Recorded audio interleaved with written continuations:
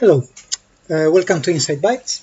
Today we're going to have a look at InSite tools for both estimating ahead of our job what would be the expected location accuracy, and also for providing us information on the uncertainty in the location of our seismic, microseismic, or acoustic emission events. We can see here what's the standard workflow for processing any seismic dataset, any seismic, microseismic, or acoustic emission dataset. And we can see two steps before our processing jobs and after we have the processing results that are related to the uncertainty in the location of our events. Event location is probably the most important result that we get from our seismic monitoring. Locations are used to estimate stimulated fracture volumes, also to delineate activated zones, depending on the experiment or on the monitoring job that we are looking at. In any case, it's crucial to have an idea, to be able to quantify what is the uncertainty that we have in these results. So there are many factors that can affect the precision and the accuracy of our seismic event locations. The first and most crucial, probably most important, is the resolution, the coverage of our monitoring array. That involves, of course, the number of sensors, how far are they from our target zone, and what's their sensitivity. Then a very important factor, it's the accuracy that we have in estimating the arrival of our P and S waveforms, phases of a waveform. That's related, of course, with the quality of the waveform. And related to this one, it's also the accuracy in estimating our source vector. This in InSite is estimated from the polarization of the P and the S waves. So if we don't have a good first arrival for either phase, we won't be getting a good estimation of what's the direction of polarization of these two phases. A very important factor as well, it's how accurate is the knowledge that we have of the velocity model within our monitor volume, either our rock or our reservoir. Because this velocity structure, this velocity model, is used in the forward modeling of our travel times and expected direction, expected source vectors, and then used in the inversion for location. I'm talking about inversion for location. Another important factor is the right choice of our location method, our location algorithm, and the specifications that we apply to this method. Another source of uncertainty is unknown perturbations to ray paths. These are caused during typical jobs by changes in our material, in our medium, induction of new voids or presence of unknown voids in the medium, and of course the changes in propagation properties. And not so common, but another possible source is a bad determination of the position of our sensors. Okay, so let's have a look at the tools that we have already in InSite and we might not be familiar with to estimate this uncertainty in our location. So here we have an example of a hydraulic fracturing job. In this case, we've taken just a sample of a few good quality events. We can see them in the 3D visualizer. This is not a full fracture, it's just a sample of them. And we can see, or we know that the initiation point is in this lower level of the fracture, and then we have a migration toward higher levels within our formation. I'm going to show you an example of one of the events. So you can see the arrivals are quite good. We can confidently pick our P wave arrival and our S wave arrival. And this happens for all this sample that we've chosen for this demonstration. So let's go back to InSite 3D visualizer, and we're going to work. I'm going to show you one of the tools, some of the tools that we have to model, to get an estimate of what would be the performance of our array in terms of confidence in location of seismic events. I'm going to hide all the elements that we have here. For that purpose, I will just disable the events so they are not visible initially. And I will also hide the horizons for the formation because it might obscure our job. So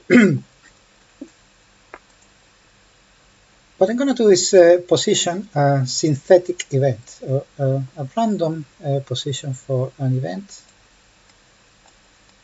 I will put it where I think, where we know our injection point is roughly in. So we expect to have events locating around this position. And I will use this position, this theoretical position, to model what would be the performance of our array in locating an event that is induced at that position.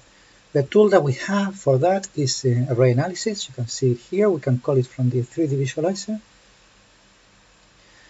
And yeah, initially we need to optimize what would be the display of our solution. Array analysis, but the results from array analysis are displayed in the 3D visualizer as density planes or contour planes, depending on what we're going to show. So we need to first set the parameters for the planes that we want to see, that we want to display. In this case, I'm choosing a map view that will be roughly at the fracture level, and I set it to use the same location properties I have used in the processing of the events previously. So one of the tools that are useful for this estimation of the performance of our array is the misfit space. I'm going to run it now and will explain you what we're seeing here. So what we see, it's a visualization of the residual for a theoretical event located where I position it there, and this would be the residual for it. I'm going to show the scale for this.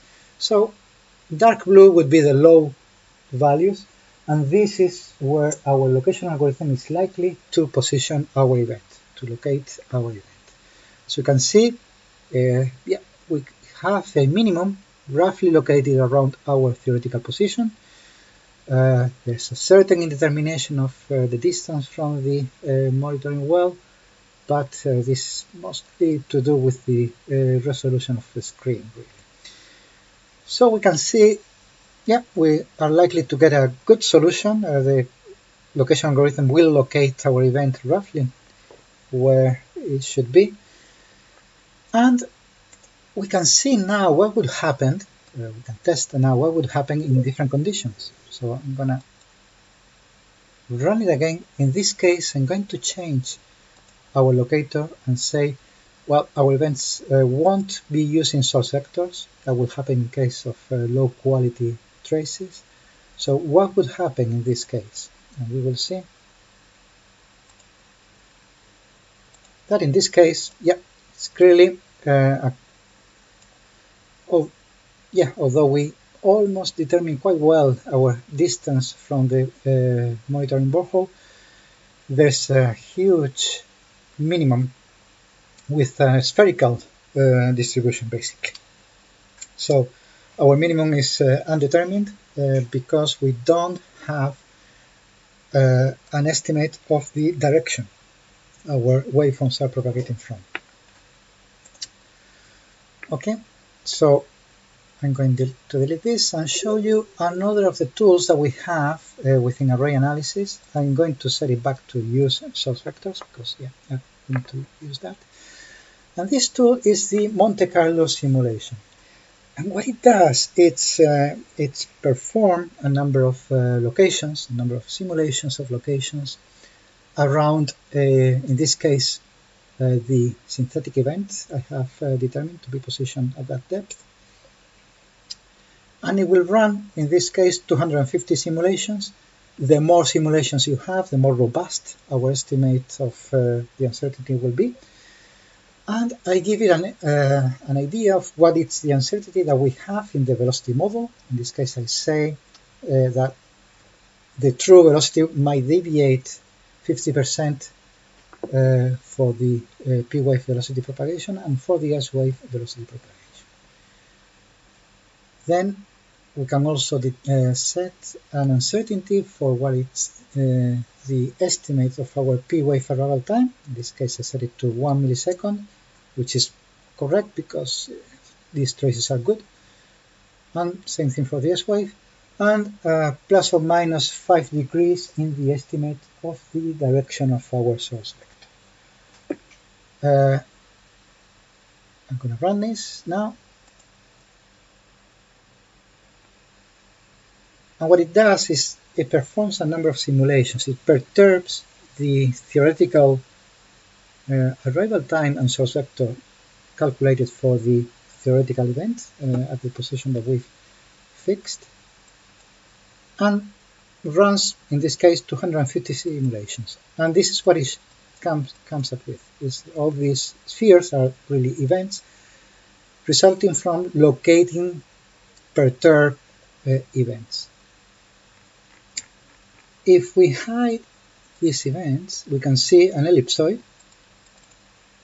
This ellipsoid, which is described here, it represents 2 standard deviations from the true location, which we know, we've determined that, or would be 2 standard deviations from the true location in our simulation. So we can see we have an ellipsoid, not too bad, with, which has a good performance, or a better performance in the plan view of around 10 meters, 9 to 10 meters, and around 13 meters deviation in the vertical position. This is typical from this configuration. Yeah, so we can show the events again. These synthetic events will appear in your data visualizer as a new component. It gives it a random name, and you can rename it. In this case, I'm going to disable it and enable to bring back the true events. So after our processing, say we come with these events located at 2 different levels. What tools do we have in InSite to show what's the confidence that we have in these locations? So I'm going to show you a quick one, which is the what would be the angular uncertainty that can be displayed together for all events.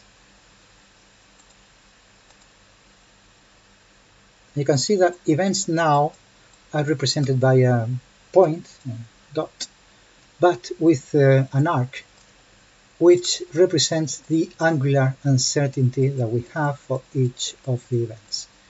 You can see that the smaller events, which is represented by the size of the ball, have a larger uncertainty. That's typical because smaller events will have a smaller amplitude in the arrivals.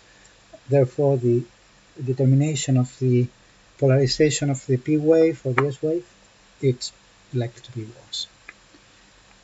Okay, so I'm going to disable this now to show you another tool for displaying our confidence in our locations. If we right click on one of the events, let's say this one, we have this here, this tool that says show uncertainty analysis, and it launches this dialog, which is quite similar to what we did for our some of the parameters are similar to what we did in the Monte Carlo simulation. We can set here what would be the uncertainty that we have, or the estimate we have in picking our arrival times in our velocity model and in the determination of the P wave and source vector. If we had enabled the S wave source vector, this will also be enabled. So we can run this, and we see that now our event is surrounded by an ellipsoid. This is the confidence. This is the area, the volume. In this case, we can have a look again at the uncertainty analysis. We've selected to show the volume in space where our event will locate with a confidence of 68%. We can change this at any time. Let's say we want to be more confident. Let's say, yeah, a 90% confidence that we will be within a certain volume if we have these uncertainty parameters. We don't need to recalculate it because it's all being done. And this is the ellipsoid for that confidence level. Okay, so I want to show you a final tool that we have within InSite. Let's pick another event, in this case this one at the upper level, which is displaying error space planes. And what is it? It's basically a tool to show 3 orthogonal planes, or one of them. We can choose whichever we want to find with a certain resolution. All these parameters affect the resolution of these planes, and will show us the residual that we got for that event at the end of our location. So it will show the spatial distribution of our residual space for that event. So a good event will have a very small, I'll show the properties for this. You can see the scale here. So an event that has a very robust location will have basically a very small red, which represents a minimum region, and yeah, high gradient, basically a steep gradient going into higher values. You can see the location here is not too bad. It's well elongated around a certain direction. So we see here there's a certain radial uncertainty. That's typical in this configuration when we are monitoring with a single borehole. There's also an elongation in depth, again typical of this configuration, but our minimum is centered around the final location quite reasonably, so there's a degree of confidence in this event. So I hope this was useful. This is just a quick overview of all the tools that InSite has to estimate what is the confidence that we have in our processing, in the processing of our locations. As always, we are at your disposal for any questions regarding the use of InSite or microseismic processing. And you can contact us at itasca@itasca.co.uk. Thank you very much.